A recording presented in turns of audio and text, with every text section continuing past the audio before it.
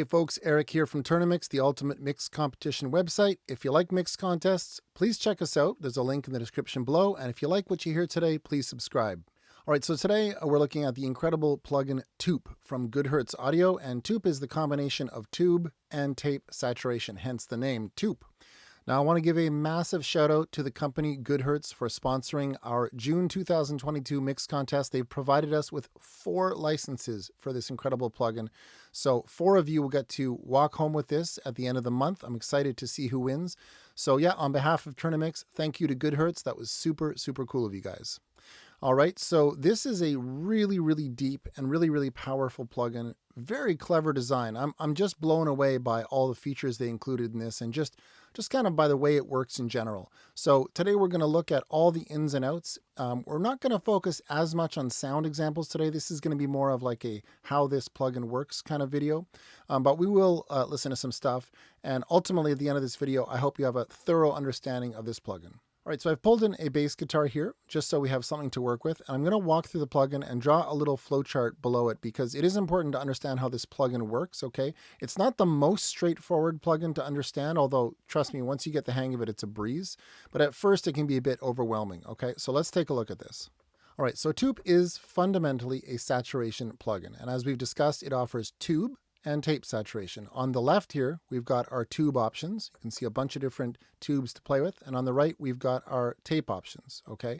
By default, tube comes first, okay? And then tape follows it. But if you see this little arrow here, we can actually switch the order, which I guess becomes tape. All right. The 2 stages of saturation flow in series. There's not an option to make them in parallel, okay? They only flow in series. And on the left here, to drive the 2 stages, we have our master drive, okay? So this guy here controls the drive for the whole plugin. It also shows input metering. If I play this bass guitar, you can see here, we've got our input signal. And if I start to drive this thing,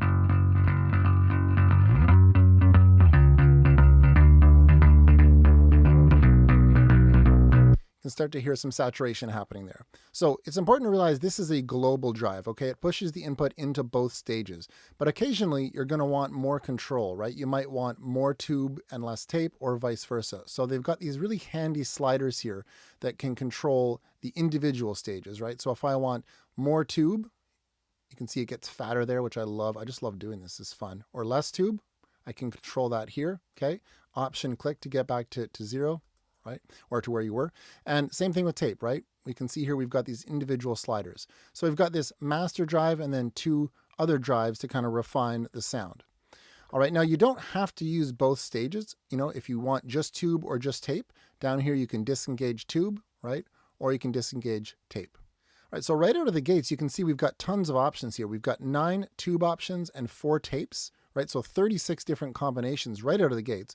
And then we've got the option to reverse them. So, you know, there's so many different colors you can come up with here. So this is really a tweaker's paradise. Now, directly below the saturation, we've got 2 different little fun sliders to play with here. We've got the bias, which controls kind of just the character of the saturation. I'll be honest, having not owned any high-end tube gear and stuff like that, bias is a little hard to explain for me. And even in the Tupe manual, they kind of gloss over it, just saying, this is a super complicated thing. It changes the character. So this is just something that I experiment with. And if I like the sound, I go with it. A lot of times just leaving it off is fine. But again, if you're a tweaker, you have 2 different bias options to play with. And then we've got some noise, which if I play the bass, that's tube noise or tape noise. The vast majority of the time, you're just going to want to leave those hard left, but occasionally you want that kind of sound. All right, so that basically covers the essentials of the saturation section. Now there's a compressor below it, which we're going to look at in a second. There's also a wet dry area here, which we'll come back to, but I'm not going to focus on the bottom half of the plugin yet. I'm going to open up the advanced panel here. Okay, which I actually like setting this as the default, save as default. When I open Tupe, I like it to look like this from the beginning, just because so often you're going to be using these 2 sections here. So I want to skip over to the filter section, okay, because this goes hand in hand with the saturation, as does the emphasis section, which we'll come back to in a second too. This is unbelievable. But let's start with the filtering section for now. So as you can see, we've got 2 filter points, which can be manipulated in a variety of ways. On the low end here, we have a shelf, right? Either way. And if you come all the way down here, it becomes a high pass filter. All right. We can option click to get back to where we were. So yeah, and we can also adjust the frequency point. So we can do a shelf and adjust the frequency point. We've also got the ability to do this kind of thing where we have like almost like a bell, right? So if I come back to where we were, we can do just like a notch if we want to. Okay, same on the high end. We've got a high shelf and a low pass filter. Okay, and these things can also be kind of moved in conjunction with each other, right? With this little slider here. So you can get all sorts of weird and wild shapes, you know, with this thing. We can even tilt the whole signal. This is going to be a little weird with what I've got going on here. Let me just get back to 0 and show you what that looks like. Tilt EQs are very, very cool, right? Brighter, darker, whatever you want. Endless amount of filtering options here. So this filter section affects the source itself. If I play the bass, right, you can hear it filtering it, as we would expect. And I only mention this because sometimes on saturation plugins, the EQ section or whatever only affects the saturation. In this case, this is like an EQ that affects the source, okay? Now let's look at the filter's position in the signal chain, because we have a few options there. All right, so by default, it's pre, okay, which is before the saturation. You can also put it in between the two stages if you really want to, for whatever creative reason. And finally, you have the option to go post, okay, just to do some final shaping after everything's done. And the final two things to look at in this filtering section are the trim control and the calibration trim. All right, the trim is really, really neat. If you push up, you know, a lot of low end on a source, as you know, that'll add volume, okay? And we want to try to keep things level matched as we go. Let me just put that back here. So if you pay attention to this little arrow, you may have noticed it moving here. By default, it's going to be in line with this because we've done nothing. So this is going to line up with this dot. As we push this up, watch the arrow. Okay, so Tupe already knows that we're going to want to probably lower our output here. Okay, this is like the trim control for your filter. So let's do this more with the bass playing here. Let me go back to 0 here. And as I play the bass, as I push this up, right, this is going to let us know that to stay level balanced or level matched, we want to move that down. It's incredibly handy. The more this goes up, the more the arrow comes down. So now if I were to, mute the filter, which by the way, that's right here. We can turn the filter on and off here. We should hear a kind of a consistent volume.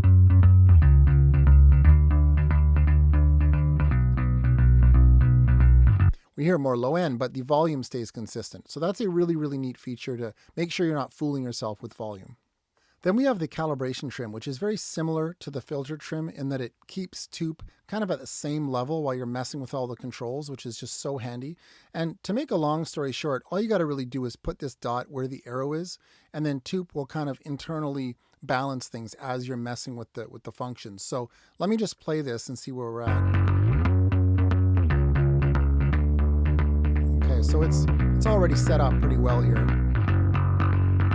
So now if I were to like play with the compression,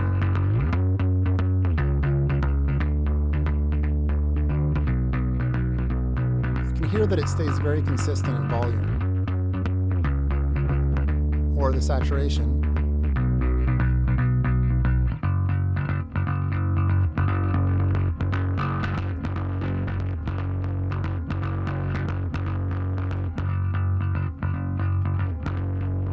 See how even that stays? Makes it really, really easy to dial things in. So real quick, like if I were to throw this up here and start messing with the controls,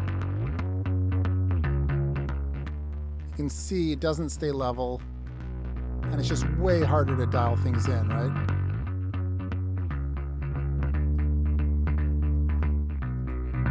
Yeah, there's a big volume difference there. But again, if we follow the arrow,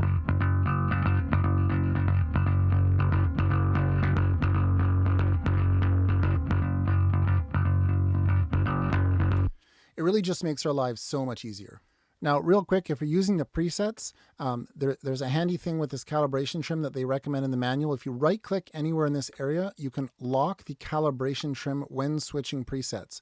So it's really annoying when you're switching presets and the volume's going all over the place. So this is a really neat thing to do. I highly recommend if you're into presets, clicking on that, okay, you can see it kind of changes the look of things here.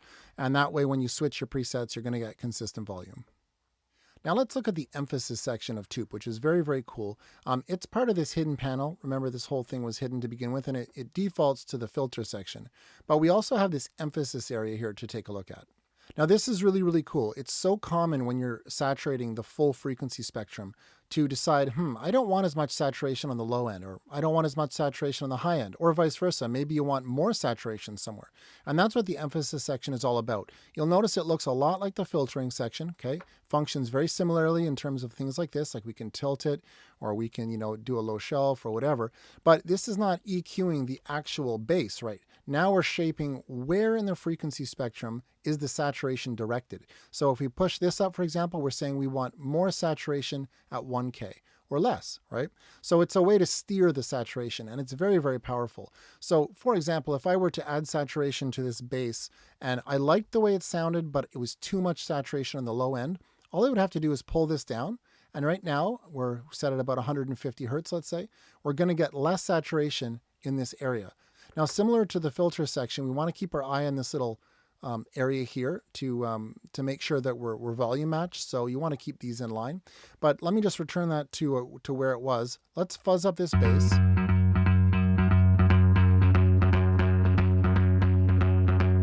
All right, now that sounds pretty bad, but let's say we wanted less saturation in the low end. All we'd have to do is pull this down. You'll notice the arrow is already moving for us, so I can kind of level match like this. Now let's do it even more, and let's hear this now. Now I can turn off the emphasis here, so let's try A-Bing.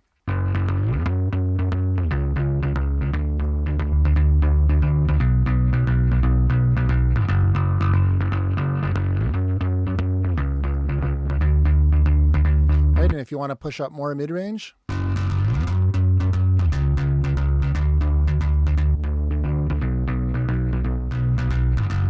so these are just, these are not great sounding examples, but I'm just showing you what's possible with this thing. This is extremely handy. So often you're saturating maybe a full mix or a drum bus where you have, a lot of low end and a lot of high end, and you need to be able to kind of cater it to what you want, right? So this emphasis section is a total game changer. All right, and then real quick, we've got this little oversampling HQ mode here. So if your computer is powerful, I suggest turning this on as often as possible. But, you don't necessarily have to use this on every track, but, on a lead vocal or a full mix, this is always the way to go. It'll just make things sound a little better. All right, now as if that wasn't already enough, we have a compressor to look at as well. Okay, so Tupe has a built-in opto compressor. It can also be set as a limiter, right? You can switch it from limit to compress here. Okay, and you can also turn it off and on here. This little opto is what turns it off and on. Okay, so we'll leave it on for now. Or wait, that's on, yep. All right, and then to control the compression, we have this threshold slider here. So let me just compress this bass.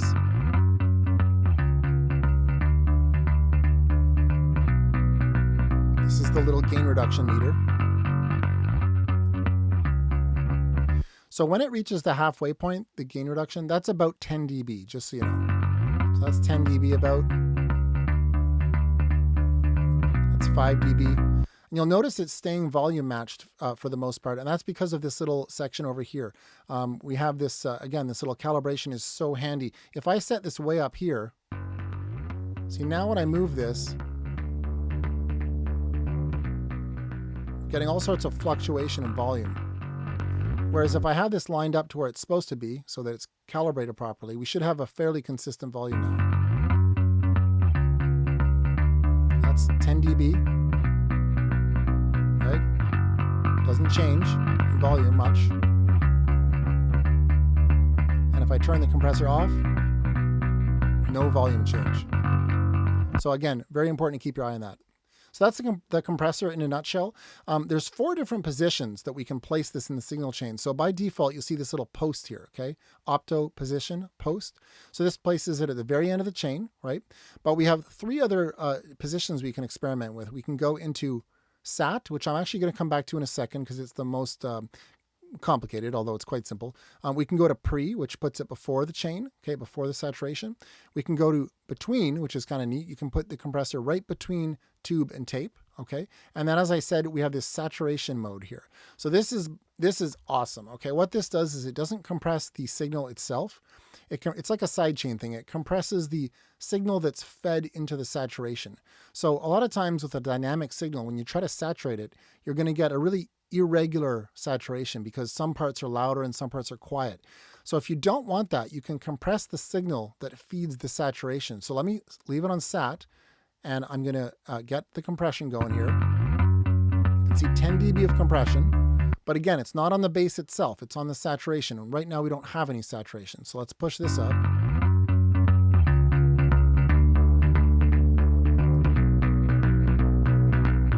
So you can kind of hear, it's pretty consistent, right? The saturation stays very similar. Let me see if I turn this off. Let me just turn the whole opto off. Let's see what the saturation sounds like now. Wow. You hear how the tone is constantly changing and it sounds fuzzier at certain times? Let me turn it back on.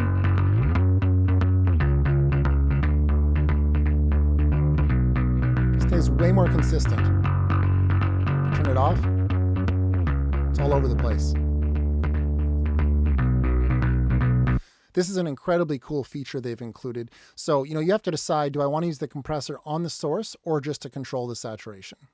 So then all we have to do is look at this simple wet dry knob, which is very self-explanatory. You can just blend in your processing in parallel as you see fit. The only thing I'll mention on this is that if you've done EQ and compression, when you slide this, it affects everything, right? It's not just a wet dry for the saturation, right? It's also for the compression and also for the EQ. So if you've brightened something up and you think it sounds perfect, you are going to lose some of that high end if you shift this. So it's global for the whole plugin.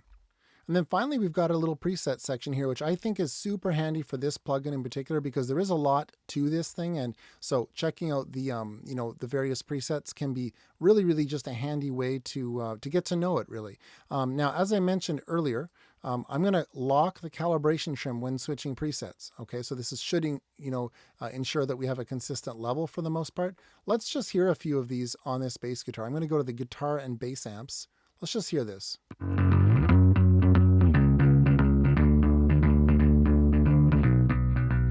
It's our raw bass.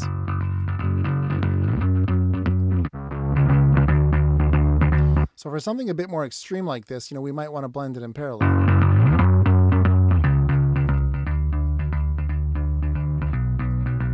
Even something subtle compared to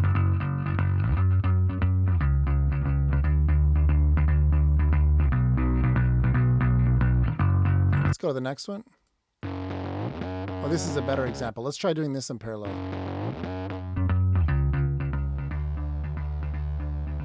It's a bit nuts. Let's adjust our calibration here a bit. That could work. Right? Maybe play with the settings a bit. Whatever, let's go to the next one.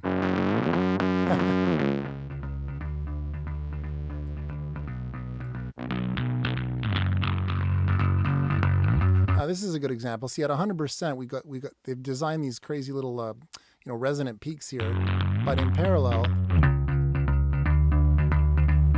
even that's kind of cool, right?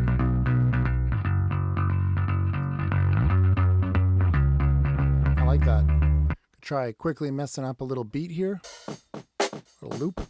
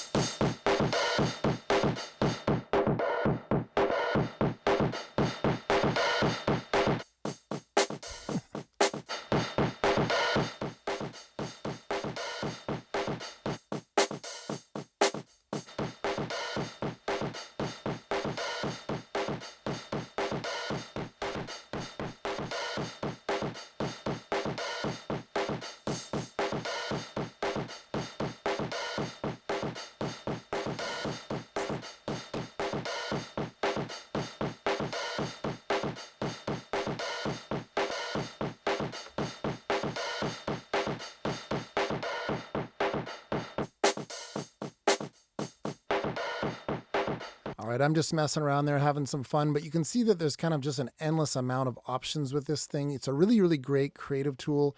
Be very, very good for sound design, but it's also excellent in a very subtle fashion on mix bus with really, really gentle settings can be great.